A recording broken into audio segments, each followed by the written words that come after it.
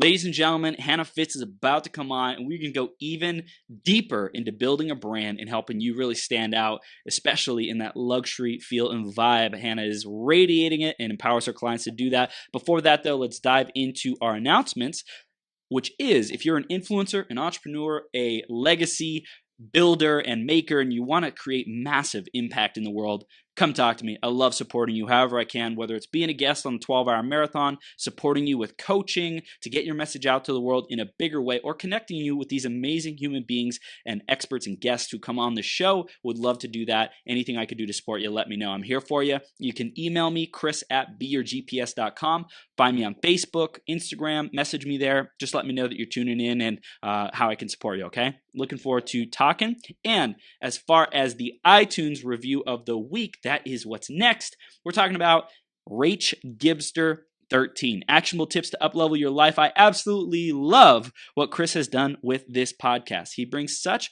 great energy, and each episode really leaves you with actionable tips so you can implement today and make a change. So grateful to be taught by him. Thanks so much, Rach. I appreciate you. If you want to give us a review, go to beyourgps.com/iTunes, and you'll find us on the iTunes store, or search Becoming Your Greatest Possible Self on your podcast app or in iTunes, and you'll be able to find us. And while you're there, let us know what you love most about the show, what you want to see more of, how we can grow and improve it, make it even better, and make sure you subscribe so you get all the latest updates and episodes to keep growing into your greatest possible self. Thanks so much in advance for doing that. I love you. Keep tuning in.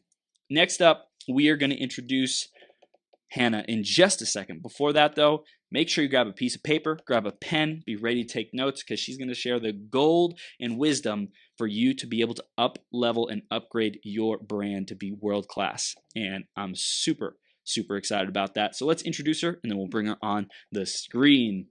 Hanna Fitz is an international brand strategist, business coach, and author for in-demand experts and entrepreneurs who want to increase their visibility, their revenue, and their impact, and become a financially prosperous global authority in their market. She has consulted for award-winning luxury brands internationally and was even hired to rebrand a small town.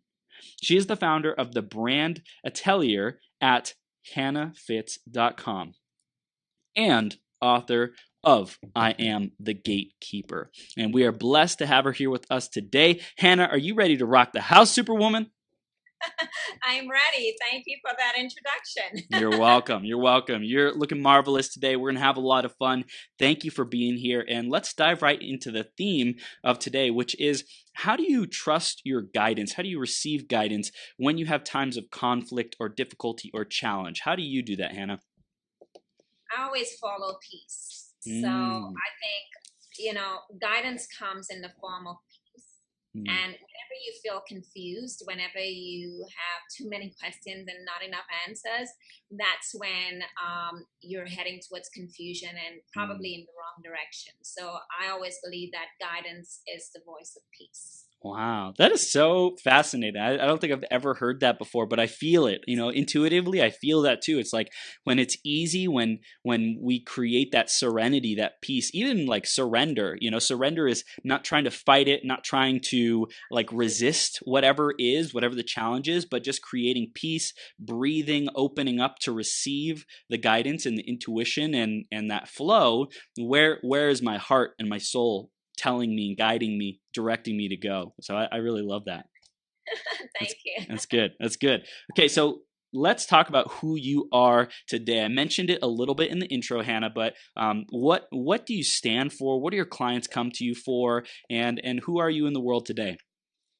Okay, so I have the most probably eclectic resume on the planet, because I've worked with a variety of clients, clients who produce physical products, to luxury resorts, to private jets and chauffeur service, to entrepreneurs, experts, celebrities, athletes. I've worked with a variety of clients, just anyone who is in the space where they're looking to elevate their brand, create a global authority brand, really elevate their presence in the market for greater impact and leverage. So, the brand isn't just about looking good. it is actually an asset. Yeah. So if you look at really big companies, you'll find brand under assets on their balance sheet. Hmm. It has a value. Wow.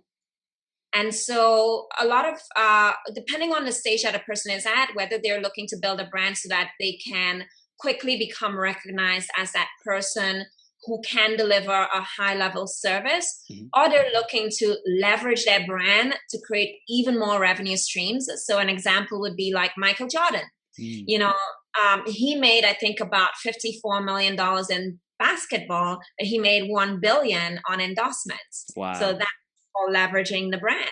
Wow. That's incredible. And I love how it's really knowing how do you use that reputation? How do you use that image and what you stand for to your highest and best good, and create associations and relationships that you can get paid from. That's so beautiful. Totally. And anyone can do it. I mean, we can all do it from different degrees depending on where you are in the journey, but everyone can leverage their brand.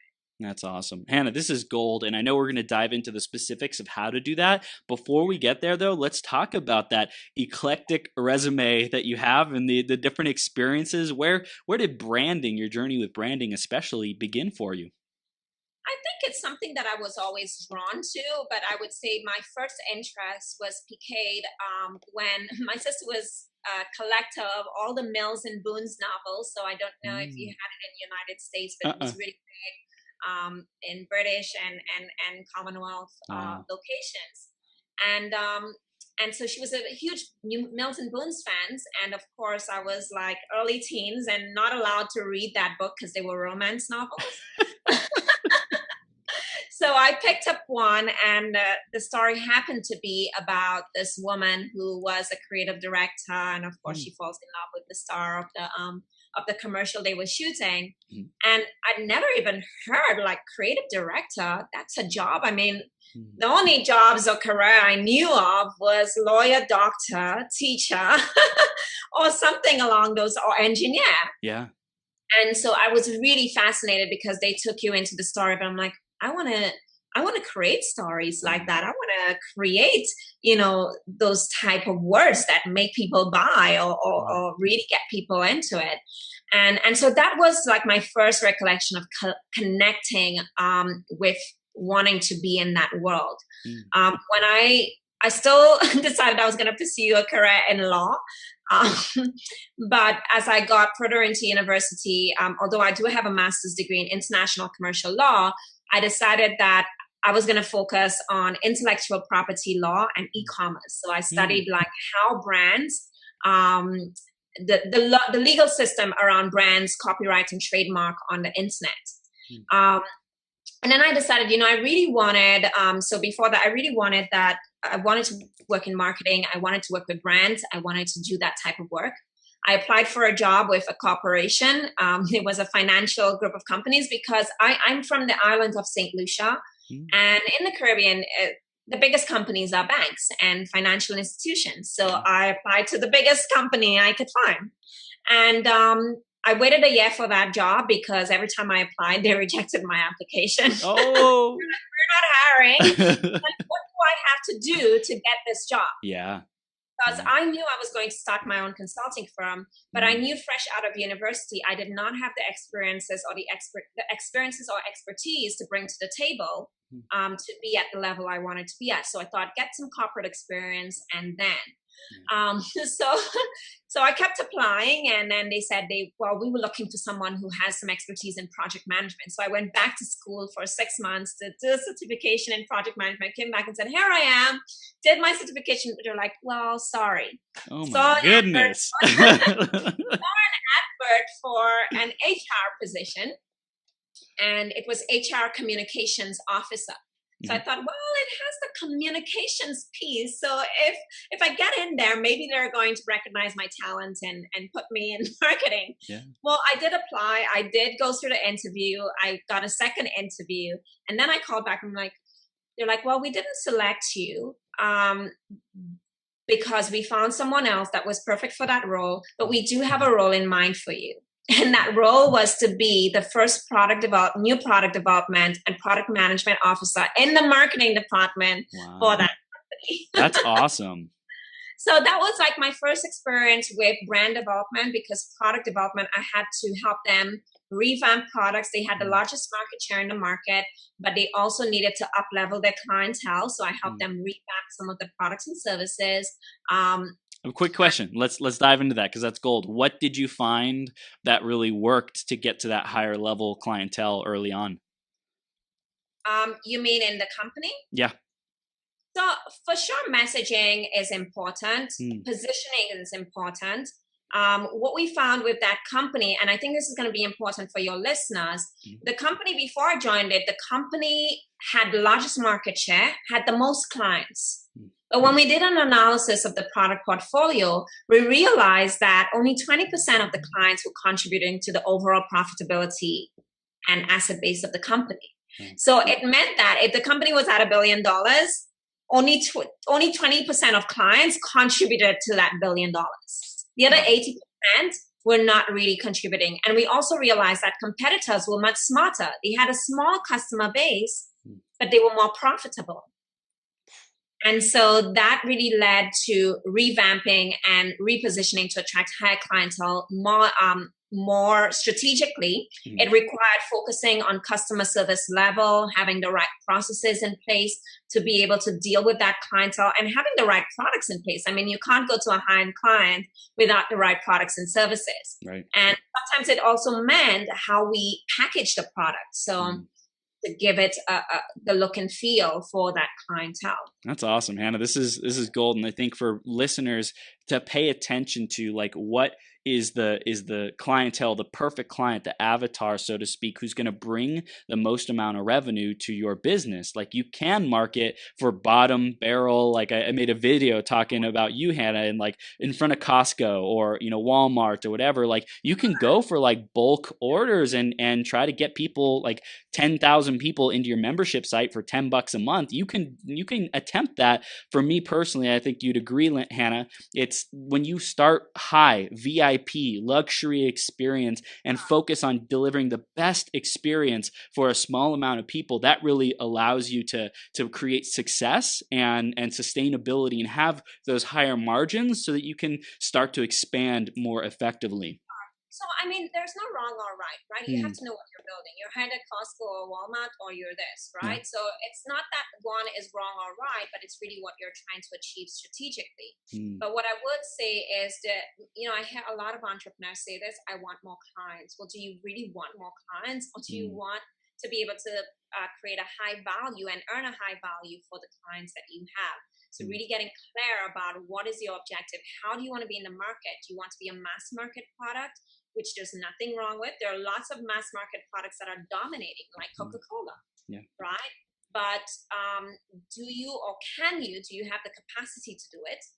One, can you afford to do it? Two, and is that really what you want to be known for? So it's really a strategic decision.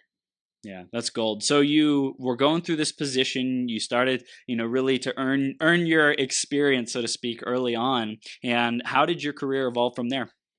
Yeah, so it was a really big experience for me because I had to build out that role. I built out all the policies and structures to make sure that whoever came after me, because I knew I was leaving, had documentation on how to do it. And it was really a big experience, especially I was 23 at the time. So it was really huge to be in a position like that.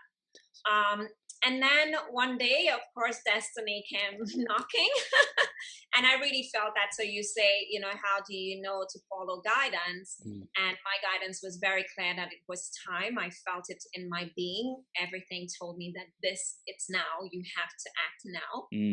So I just followed that inner voice that this now is the time, and handed in my resignation.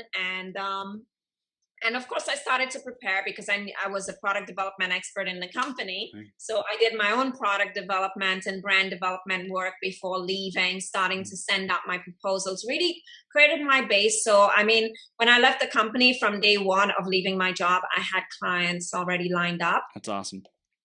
But I will say this for those of you who feel like it's not that way for you.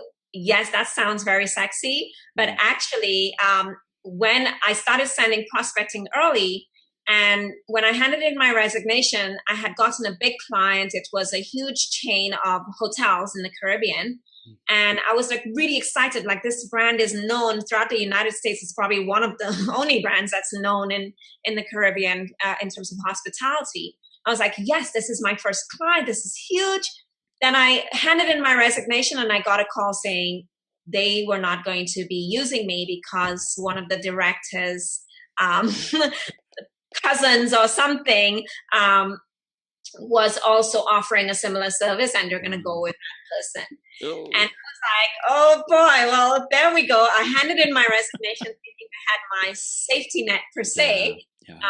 But then I realized that it was a test, that the universe was going to test, am I going to get this made, or am I going to keep moving forward? And I kept moving forward. And the first client I actually signed, which I started with like, as soon as I finished my job, I think I took 5 days off and then I got right into work with them, was actually the perfect client. They were a luxury, like a real luxury brand. And this other company was like more mid-range. They talk luxury, but they're not really luxury. We say, have what you call your bait client, that one client who's going to be like, if they work with you, other people are going to want to work with you. Wow, that's amazing. So it's like you thought you had everything lined up with this epic client, and then you found out later that the client that you got instead was an even better fit for you. So how did you grow from there? Like, what really worked for you to grow yourself and your own branding and your own company?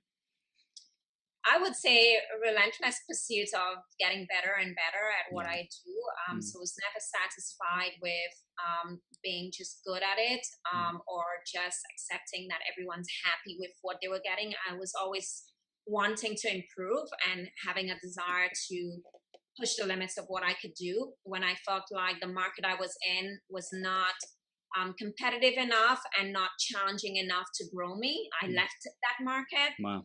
I moved to Italy for about 2 years, because I'm like, if I'm going to master this luxury thing, I have to go to the ultimate world of luxury. And Italy is one of the biggest luxury markets in the world, has one of the biggest luxury markets in the world. And so was really, being in Milan was really an experience to help me develop even further.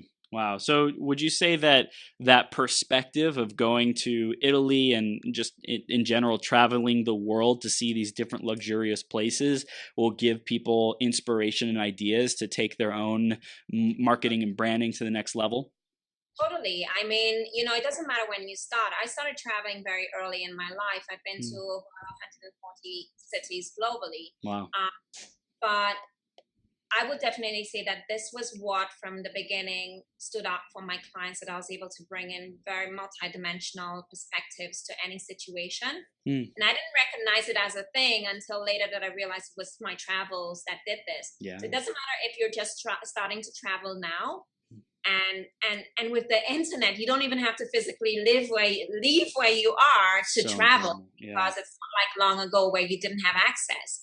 But just being curious and opening up yourself, doing the research. If you can't physically go, watch the YouTube videos and immerse yourself in experiences. Wow, that's incredible. So as far as like building that foundation of a brand, what do we need to know, Hanna? So the most important thing is not going and choose your font and colors and fonts. Not the first thing, right? Oh my gosh. So, the most important thing is really focusing on nailing the strategy. Without a strategy, you're directionless. It's very hard to really steer the brand in the right direction and create the right level of associations, partnerships, opportunities, and marketing messages that will help it grow. So I was actually just speaking to a client a little while ago. I was giving the example that one of my colleagues worked on a project, and a manufacturer offered that client, her client, I think it was $1 million or $5 million, to be able to collaborate with their brand, to partner with them. And she told them to say no. And they said no to I think it was either 1 or 5 million. I'm not sure of the number, but it was in the millions, right? So she told them, say no, because if you say yes, you won't have a brand in 5 years. Wow. And they said no and took a deal for $50,000 instead. And then about 5 or 10 years later, sold the brand to Louis Vuitton for the equivalent of 5 billion euro. Damn. So it is about having that strategy that really guides the strategic decisions that you're going to make going forward, and really informs how you market, how you price, who you market to, how you message, who you collaborate and partner with, and all the different decisions that are important to growing in the short term and in the long term. Wow. So it's like the strategy of where are we? Where do we want to go? What do we want to be known for? That's super important. It is the foundation and the blueprint. And then we look at deeper into one of the areas that I specialize in is brand DNA development or brand identity development. So how brand identity is really critical in determining what the visual and written stories, written messages of the brand will be. So visual and written messages. So a lot of luxury brands, we tend to work in codes and symbols because these have the power to create shortcuts to reach into the subconscious mind of the right client so that they feel connected to your brand and they want to do business with you. It's irresistible. So I always say to clients, you're not in the business of selling products and services. You're in the business of creating desire. And that's what brand strategists do. We try to leverage creating desire. How do we elevate the desire, the desirability of a brand? And let's dive into that because that's gold. You mentioned codes are a way, quote codes and symbols are a way to shortcut that. What else can we do to really elevate the desire? And this is gold. By the way, I love this, Hanna. This is incredible. If you're listening or watching this and you're loving this, make sure you take a screenshot, post it up, tag us. And this is awesome. So how do we create that desire, Hanna? You mean in codes and symbols, or yeah, in codes and symbols, and if there's anything else that we need to know about, like really creating that desirability in like a luxury brand. Sure. So, I mean, apart from we look at 6 different dimensions, one of which is things like image. So image is a part of the story as well. Everything is a story of the brand. So how you tell stories, where you tell stories, with who you tell stories, all of these things increase or decrease desirability. We also look at marketing and advertising and how you really position those messages in your commercials and advertising material. Most of all, the most overlooked part is customer service and customer experience. So really creating those experiences that make people desire it. So for instance, and also you could go into increasing desirability in terms of things like limiting supply and all these kinds of things. Of course, if you limit supply for something that people don't desire, then you have an issue. So it's like the kind of how do I create desire and at the same time limit it to create desire, right? Right. And that's why it's easy, it's simple, but sometimes it's not so easy. And it takes a lot of decision making and planning to be able to make sure that you're getting it right. Yeah, right? This is gold. I want some like let's say tangible things for, let's say, an author, a speaker, a coach out there who wants to create an amazing experience for their clients that really sets them above the competition, so to speak, or the marketplace. Sure. So definitely you want to make sure that your image is in alignment because people want to associate with other people that reflects what they desire in their own life. So that is an important piece that, you have to show up as your brand and you have to show up in a way that is appealing. So, there's all of this talk in the personal development industry and we can be all kumbaya, but we also have to be real that, when you say be yourself, just be yourself. Well, I'm not saying don't be who you are, but you need to show up as the best version of yourself. Yeah.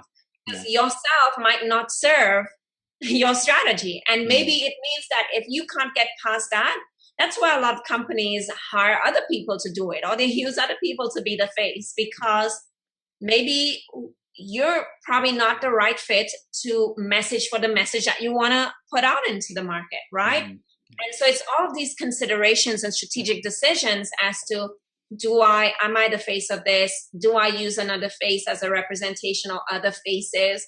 How do I message? How can I bring the best version of myself? I talk about discovering your it factor.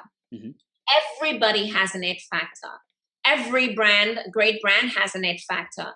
So part of the process that I take clients through, we go through and we create a report that I call the Globally Irresistible Distinction Report. And in there, we look at what I call the fit for the market. And if you take the IT in the fit, it's it, right? And so we use something called archetypes. So things like the hero, we find out what are the 3 archetypes that need to be leveraged in the brand messaging so that we can create those shortcuts into the mind of your ideal client. And by doing that, we know what your irresistible core is, and we know what the twist is. Because there could be 2 brands with the same primary archetype, but the twist is what's going to bring in that different balance to it for you to be able to attract people. So all brands do it. Luxury brands do it. Louis Vuitton, if you look closely at all their ads, you can go Google it after. You'll see that they're always telling stories about the journey. And the core archetype there is the archetype of the explorer. And then they leverage the other aspects of it to be able to create that fit for the market in the message. Wow, this is powerful. So like really knowing what's the archetype, the story archetype that we can live into, because there's different types of journeys. Can you share a couple of the other types? Because I think there's the explorer, there's the the underdog. There's a bunch of them, right? The outlaw, the explorer, the girl next door. So the one thing I say to people is the archetype is not just about you, right? That's why I say just be you is not enough, because the commercial decisions are not just about you. Commercial decisions require taking into consideration stakeholders like the markets. Your stakeholders are people like your customers, your competitors, your community, the different vendors who are supplying you with things, the employees, all these you have to be able to take into consideration. All these things have archetypal natures to them. So brands need to be working in harmony with those things and be able to create that bridge so that your message lands effectively and that your message is current, right? Because a lot of the brands you see that are successful, that's why it's not a good idea to go and copy the formula of someone's strategy or how they did it, because everything is relevant for its time. And timing is everything. So for instance, when Coco Chanel revolutionized fashion, she was able to do it because she came in a time when people were looking for change, one, and in a time where what she was bringing to the market, nobody else was doing it. Right? So you go and copy the Coco Chanel formula now, you're coming into a saturated market in a different time, in a different space where people are thinking different. The worldview has changed. Yeah. This is important to understand the narratives that are going on in people's lives, in the world, in the cultures that matter to them. Like there might be a completely different narrative of people in personal development than let's say in e-commerce specifically, or in politics. There's a different narrative of like the current state of things and how things are evolving. Sure, and that doesn't mean that sometimes if you're an outsider, you can actually bring something new to the market. But what I'm saying is that you can't copy someone else's strategy because it has to be relevant.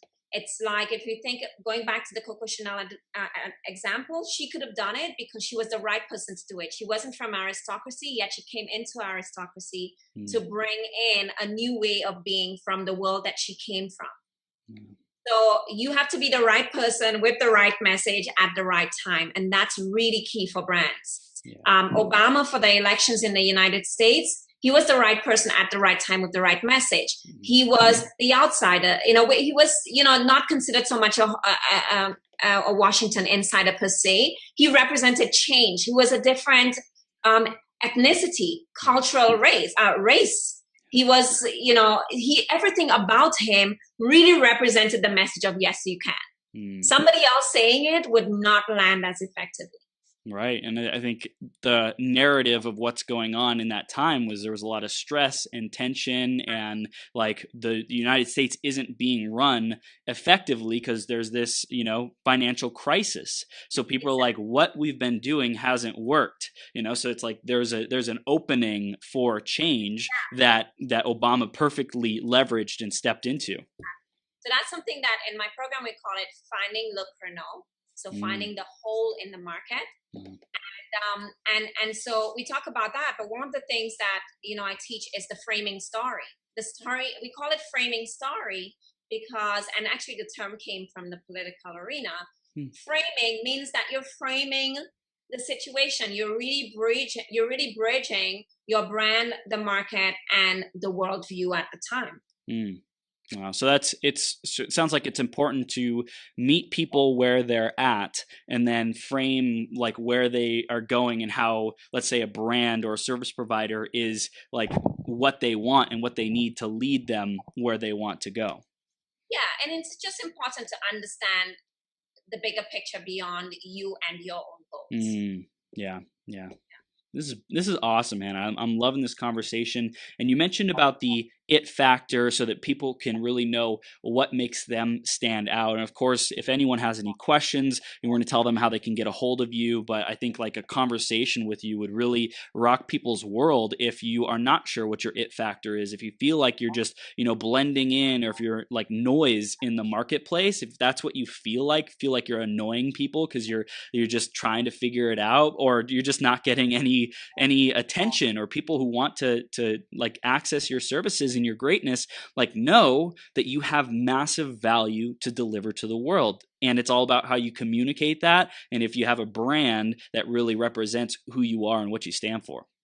Absolutely. And I think it's just, that's where I say the difference is when you're building a brand, you can't always bring in who you are. You have to bring in the best version of who you are. And the next thing is that then you have to, in a way, stay true to what's true for you. Yeah. Right. And so that means I call it the mask marketing problem. And it's really an acronym that I developed in terms of people mass market thinking, approval seeking, small thinking, and keeping up with the industry Joneses. And you don't have to fall into that. Yes, I know that we like to shadow and see what everybody else is doing and go to this person's website and say, oh yeah, I like how that person used that color and I like how they did this. The moment you begin to do this and pull, you will come up with something, but it will not have meaning. Yeah. And brands need meaning to be able to connect. It will not be meaningful for you. It will just be a collage or a hodgepodge of different things that aren't really moving in a cohesive strategic direction. And so I always say clarity is queen, strategy is king. This is good. So I really love this, and I just want to make sure our audience is getting the gold that you're speaking right now, because it's so powerful. If there are coaches or leaders in the industry who are teaching you like how to do something, there's a system, there's a process, there's whatever, like you're trying to model their business model, and you're looking to them and you're looking at how they write copy or how they post content. It's like, it's great that you are inspired by that. But if you don't have the foundation there of who you are and what you stand for, and like, I really just like, for me, it was a big aha, the archetype, because I feel like personally in my own branding, that's been missing, like what is the archetype, or I think you mentioned like leveraging 3 that really like get to the audience and to our perfect avatar and listeners and clients and stuff. Like if I'm not consciously aware of, is my content fitting into some kind of story or archetype or narrative, then I'm probably confusing the people who are tuning in. And because I'm confusing them, there might be at some level, right? Like there's some cohesiveness with my message, greatest possible self, pretty damn consistent with that. And, like to have those narratives and stories, I think that's a big aha for me. For sure. I mean, we use it for photo shoots. We use it for everything because it does make a huge difference. And I mean, I've had clients who were even at the 7-figure level in this industry and hadn't done this work and just realized how it, without it, yes, they got to 7 figures, but they could have expanded even more with pieces in place. Yeah, just makes it easier. It's like this is the step one if people haven't done it yet before they embark on the journey. Yeah, I think not necessarily. I don't like to say anything is easy. I always say things are always simple, either simple or clearer. So I prefer the word simple and clearer.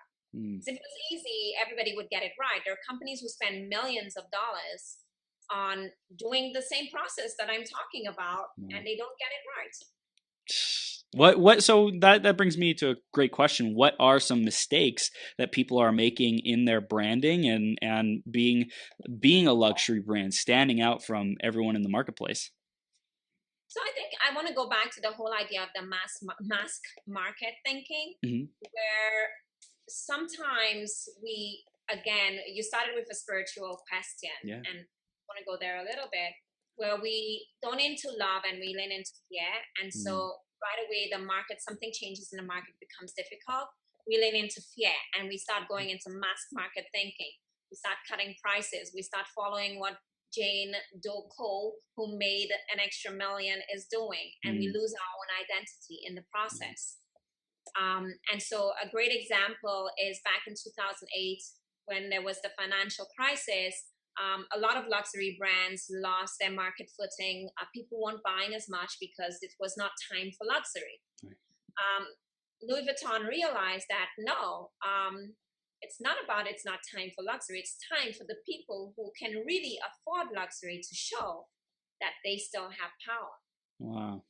And so they maintained their prices when everybody was cutting prices and trying to survive, going into survival mode. They decided this is our time to show our authority and to invite our clients to show their authority too.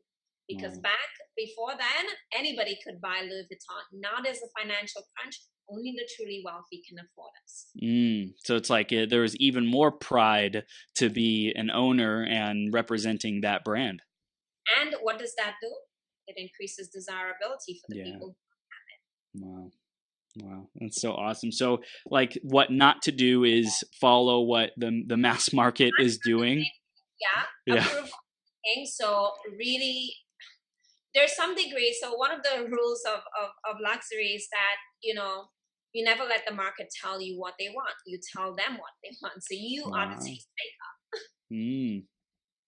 Tell us more about that, because that seems like totally counterintuitive to what a lot of people think is like, go survey the market, find out what they want, and then build a product around that. Tell us more about that. Yeah, I mean, there's elements of surveying and finding. You need to be in touch with your market. You can't be completely, but luxury does not care if you want to buy the bag at $5,000. They're not going to ask you to tell them that the price that you would pay for it. They're going to tell you this is the price of it. It's $10,000. And you either step up to it or not. And the other thing is that the difference between luxury brands and premium brands is premium brands try to prove value. So their price, they use value to justify the price. And we're going to add on this, and we're going to add on that, and we're going to add on this. And it's like Lexus, right? They'll tell you, and you have this feature, and then you have this feature and that feature.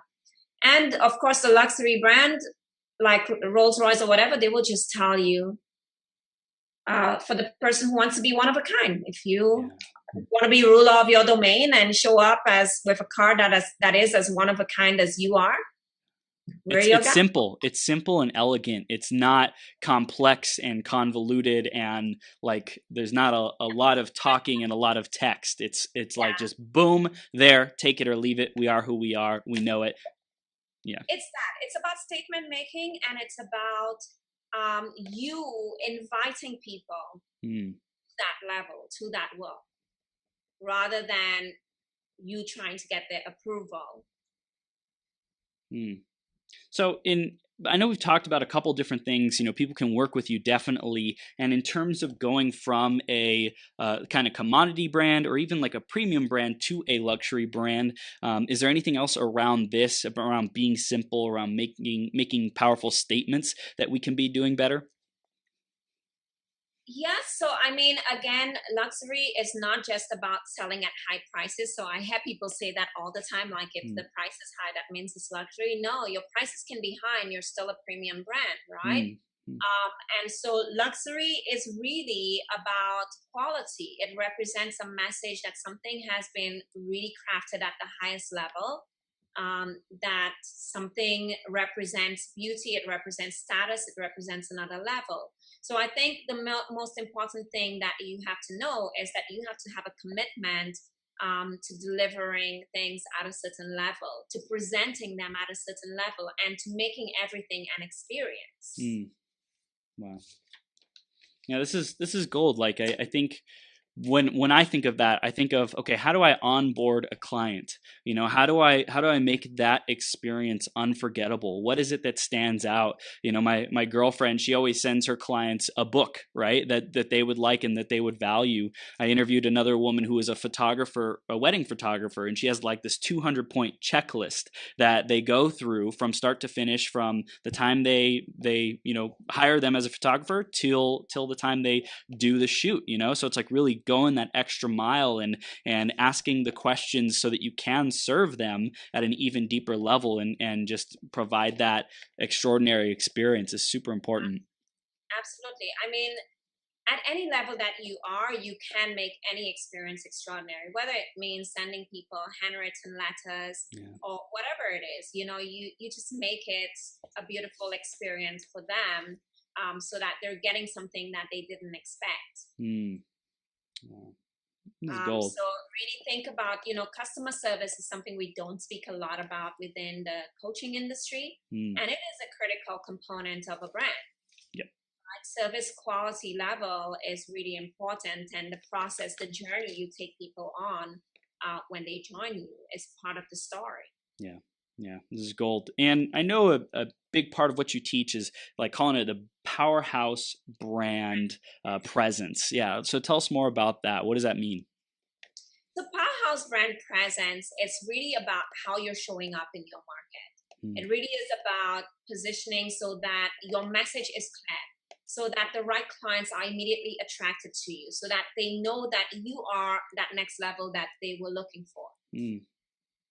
And so we do it in a variety of ways, from messaging to imaging to everything is a message. So I don't want to just say message. I want to say from visual to written messages, service delivery. We look at all these aspects, how you're marketing, the words that you're using, and all these different things. So when people join our program, like we have our brand atelier, inside my atelier, we have several resources that support you and things that you go through. Like our VIP clients have a separate atelier, and these clients have their own little zone for them. So each level, there is something to discover.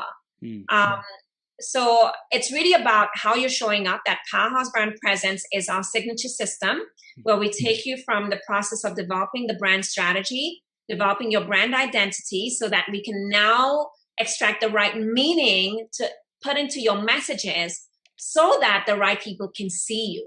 What I say to people is, most people think they're just building their brand to attract clients. Clients are not the only way to make money with your brand. Right? So I'm working with a client right now, and the client's product is the client. And the way we're extending that is through things like licensing and things like corporate endorsements.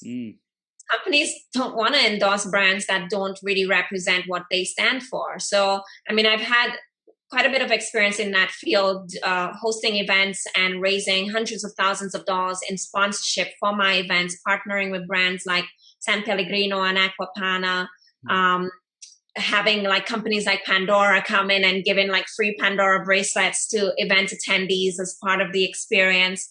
And so these companies will only come in and do those things when there is that alignment. And so we develop the Powerhouse brand presence so that you can both make money and attract your ideal clients. For some of my clients, they're selling very high-end services, anywhere from, some of them are like entry level. Maybe they might sell a $3,500 service, anywhere to a $100,000 service. And I help them develop the model that they want using this system, finding the Le Chrono, like what is the gap in your market that will help you create that distinction. We don't stop there for distinction, because we know that once you find the gap, there's somebody right on your tail to come in and fill that gap with you. As soon as you're in there, somebody will be doing it too.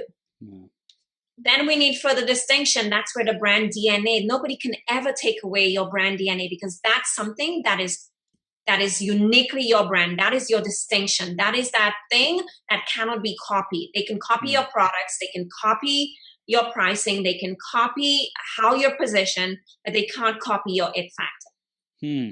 Wow. This has been so awesome, Hanna. So in terms of really standing out in the coming years, is there any trends that you think we need to be aware of to be a luxury brand, to stand out and have a brand that sticks and stands the test of time?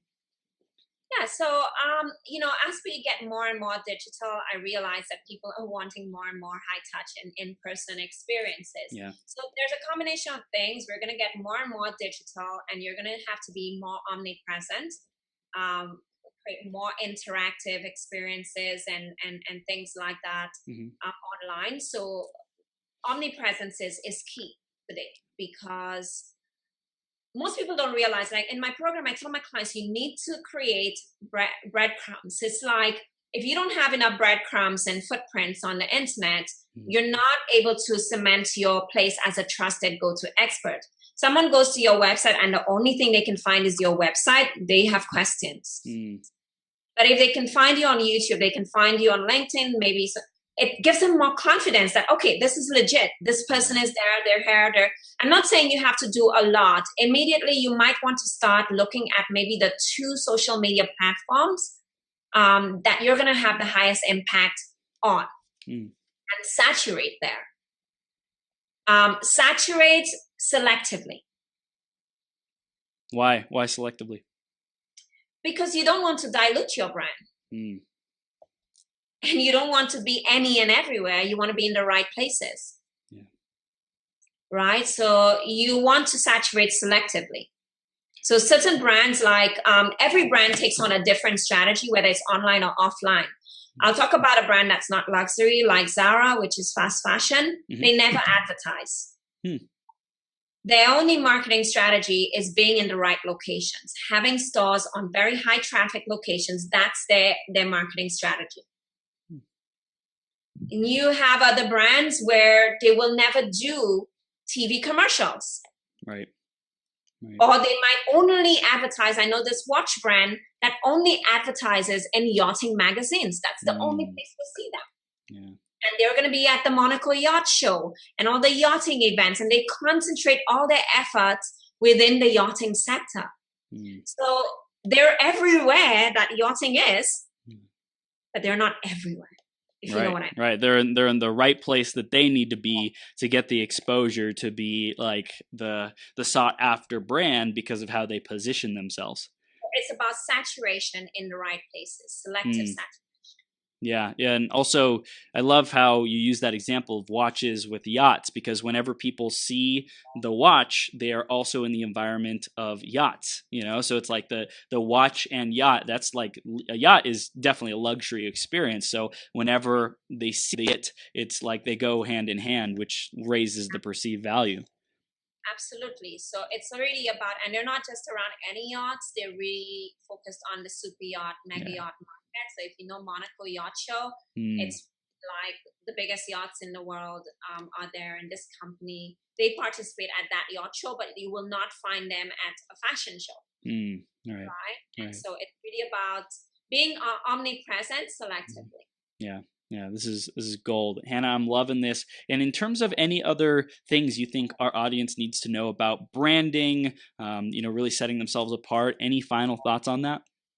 I have 2 things I want to share. It's very important, and I did share this on a post on Facebook, that you have to be aware of the stage of business that you're at and implementing the right stage, the right strategy for the right state, for the stage of business that you're at. A lot of entrepreneurs are a little bit confused because they're hearing, do this, do that, host webinars, do this, create a podcast. And, one of the things that I shared is like, I don't recommend to my clients that you create a podcast until you're at stage 3, where stage 1, I really call it, the apparent air stage. So you're really, maybe at that stage, you're thinking of creating a business. You don't really know what you want to do yet. You're exploring ideas, watching shows like this. Stage 2 is where you have ascended the throne and now you're building up and you're starting to put the pieces in place to be able to launch. Stage 3 is where you now are building the empire. So you have ascended the throne. You know who your people are. You know what you have to offer them. And now you have to prove yourself as a ruler. And as I said, every kingdom needs a royal treasury, right?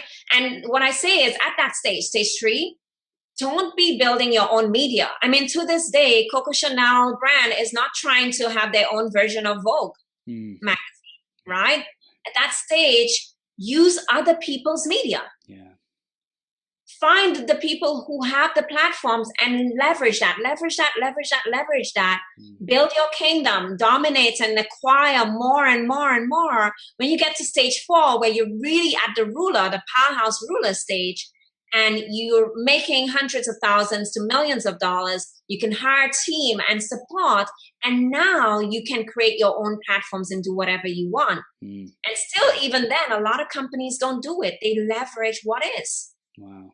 That's powerful. So it's almost like to create your own platform, there has to be a specific reason for it, and it's more so to scale and to be more magnetic of what is already really working well.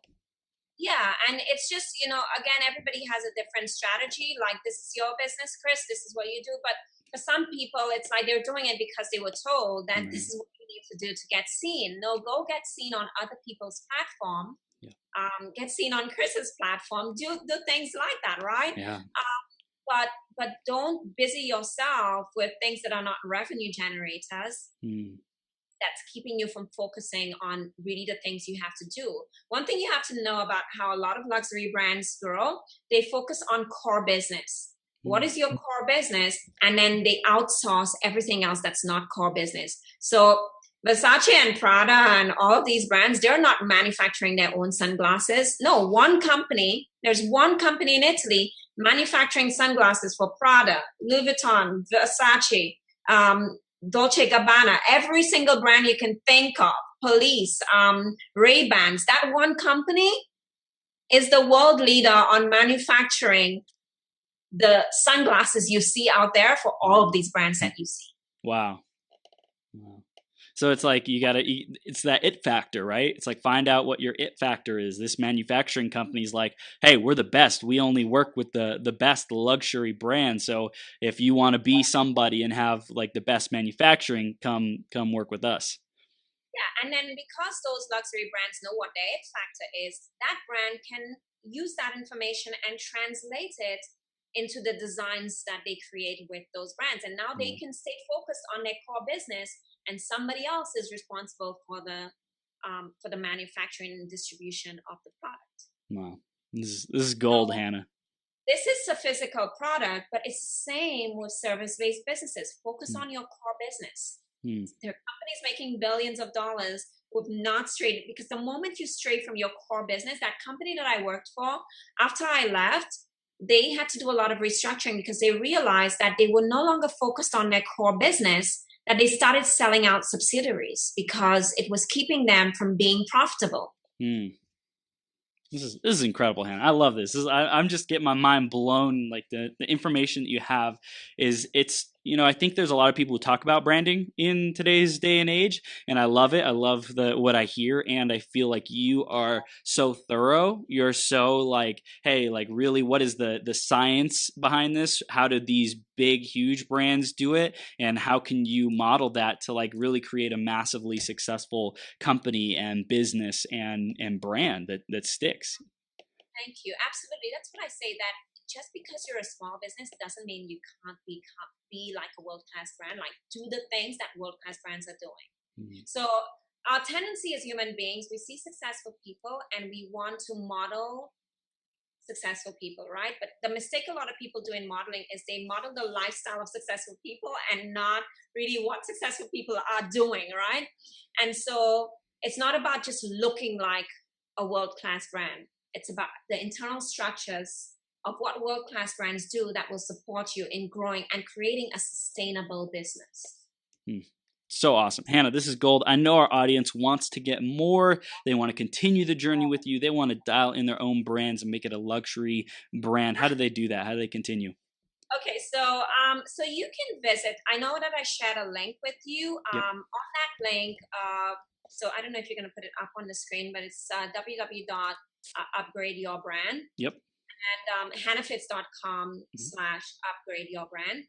And on there are two options. So based on your income level, I've recommended the right resource for you to read about the work that I do. You also visit my website at www.hannafitz.com. That's HANNAFITZ. I always say it's spelled the Swedish way. If you visit my website, then you're going to see a PDF on there called Discover Your It Factor. So it goes into some information on that and how I give you case studies and examples of how brands do that, so that you can start thinking about your own brand and how you put it into context for yourself. This is so awesome, Hanna. I love what you're doing, love what you're about. Everyone, go have a conversation with Hanna. Check out these awesome resources, hannafitz.com/upgrade-your-brand, right? That's where they go and go get that free download to discover your it factor as well. hannafitz.com, HANNFITZ.com. Go check her out. And Hanna, thank you so much for being here. Love it, love it, love it. I see big things coming from you and what you're creating. You're already making huge waves. So thank you for being here and sharing this gold with us. Thank you, Chris, and love what you're doing. You have amazing stamina. I mean, what you're doing is pretty incredible. I mean, talk about high performer. This is really, really amazing. So keep sharing your message. Thank you so much for having me today. Thank you, Hanna. I appreciate you. We'll see you soon, okay?